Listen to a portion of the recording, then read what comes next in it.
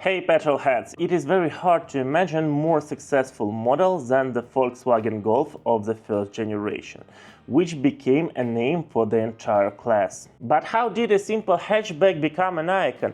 What is so legendary about this car?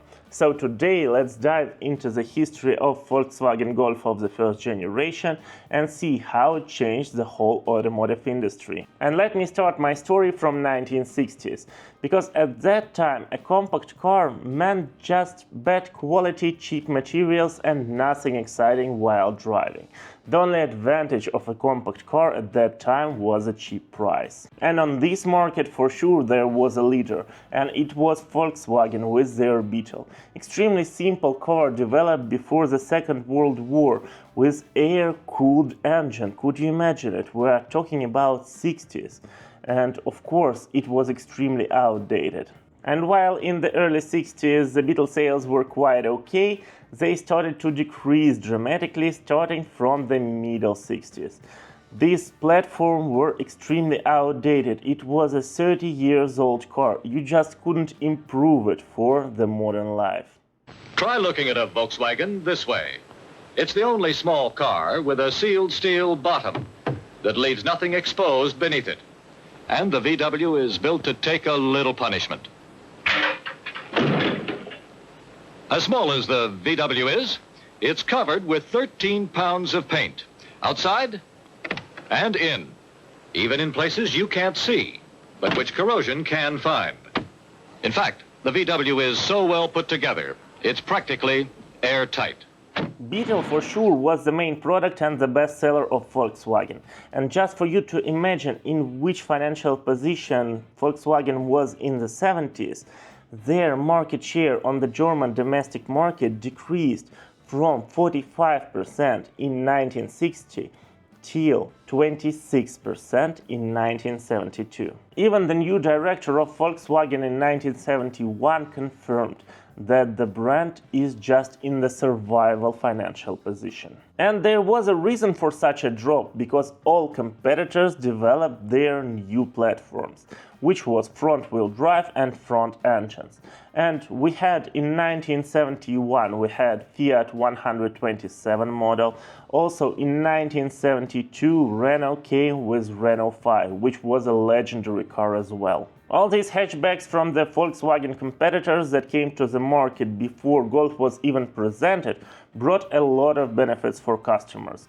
You had more place inside, you had better fuel economy, also they were better in handling and usually better in acceleration.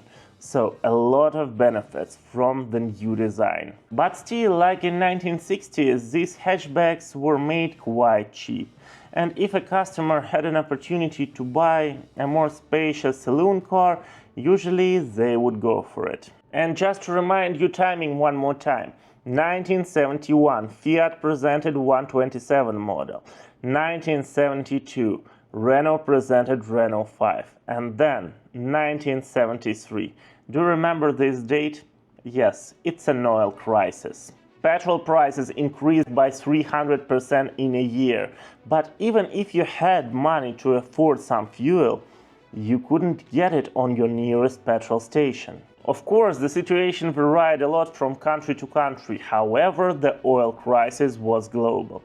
And if somewhere you could just afford to buy 10 liters because you just couldn't buy more, not because of money, but because nobody would sell more to you, or somewhere the petrol stations were just closed. And all luxury full-size cars with large engines became useless immediately.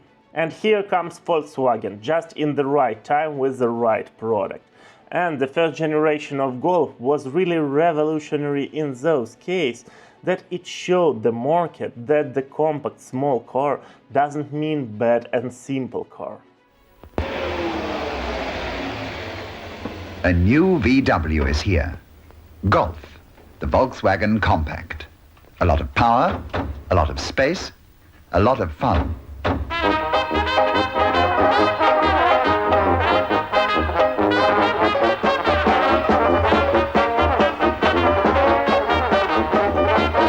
Golf, the Volkswagen Compact.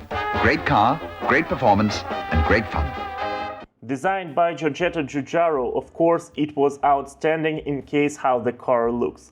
However, of course, it wasn't the only recipe for the success. Yes, it looked much more attractive than other compact cars from European brands. However, also there were a lot of innovations. Because you had, for example, a disc brakes. You can choose a car with disc brakes in 1974 in a compact, quite affordable car. You could get an automatic transmission, a lot of features to choose from. In 1975 you could get a Golf with air conditioner. Also, you had, for example, a lot of colors to choose from in case of interiors. And if you don't see it as an innovation, just look at the picture of Fiat 127 interior and compare it with the first generation of Golf. It seems that these cars are just from different decades. From the start of the production you could choose between 3 engines, from 1.1 liter to 1.5. Also, you can get a 2-door or 4-door versions.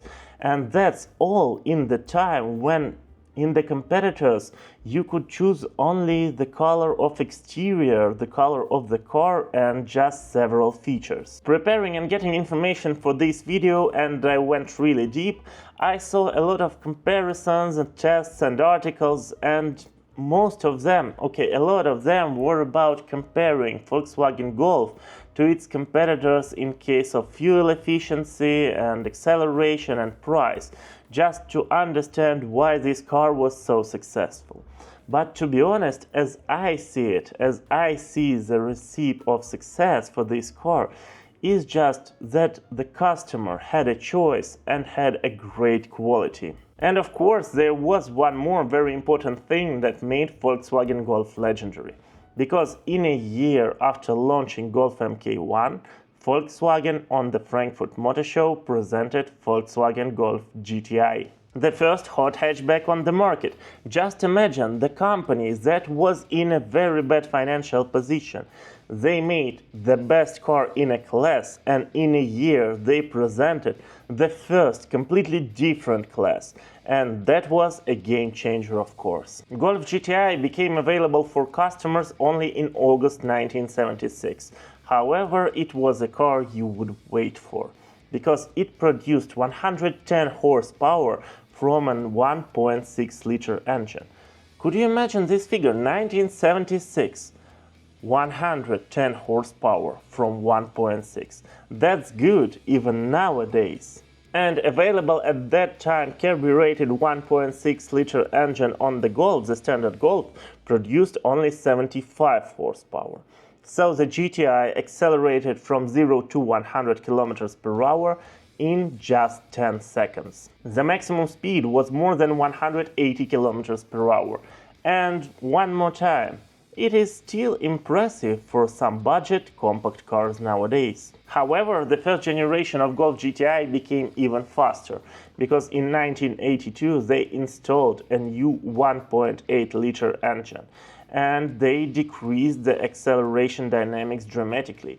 From 0 to 100, the new car, the old car with the new engine, accelerated in 9 seconds. And if the figure of 9 seconds from 0 to 100 km per hour doesn't impress you, let's just compare it with BMW 3 Series, for example. It seems to be more sporty car than a just presented new class of compact hatchbacks, right? And to accelerate from 0 to 100 km per hour in BMW 3 Series, you had to go for the top version, which was 323, and it had a rear-wheel drive, of course, and a 6-cylinder 2.3-liter engine. So Golf GTI became a really cool car just because it was the entry ticket and it was the cheapest way to get a really fast car for that time. And Golf GTI became an ideal option, an ideal answer to those car enthusiasts who wanted a really fast car but wanted it to be suitable for their everyday life.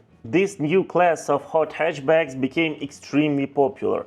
Everybody wanted Golf GTI because there was no competitors, and that is why in several years we had an also legendary Peugeot 205 GTI and of course Renault 5 Turbo.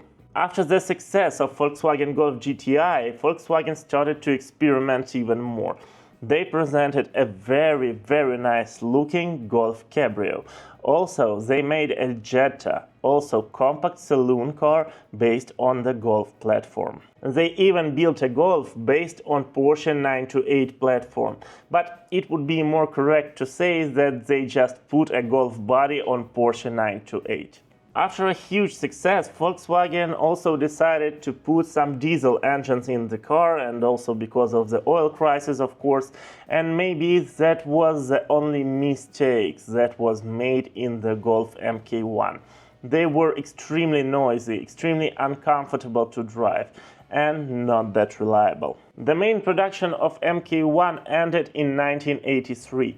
Volkswagen sold more than 6 million units and of course proved that a compact car doesn't mean boring or bad. The first Golf gave Volkswagen the new identity for decades, and of course MK2 was a great car as well. However, it was just a development and the evolution of MK1 ideas. If you want one more proof that this car is a legendary and extremely well built, I can give you.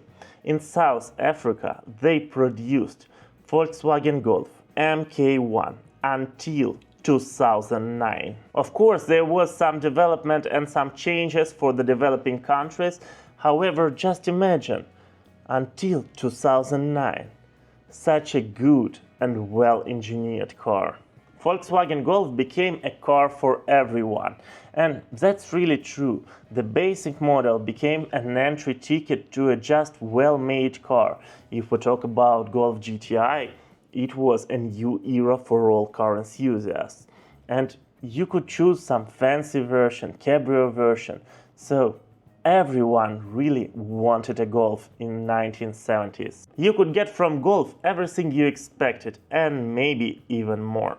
Thank you for watching. It was very important video for me. It is very hard to produce, so please write in comments what do you think about this new format. If you enjoyed this format, please write in comments what legendary cars are you interested in.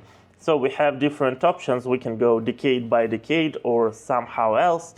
So it's all depends on you, on your opinion about this video, because it's really hard to make. Your like would support it a lot. Thank you for watching. See you soon.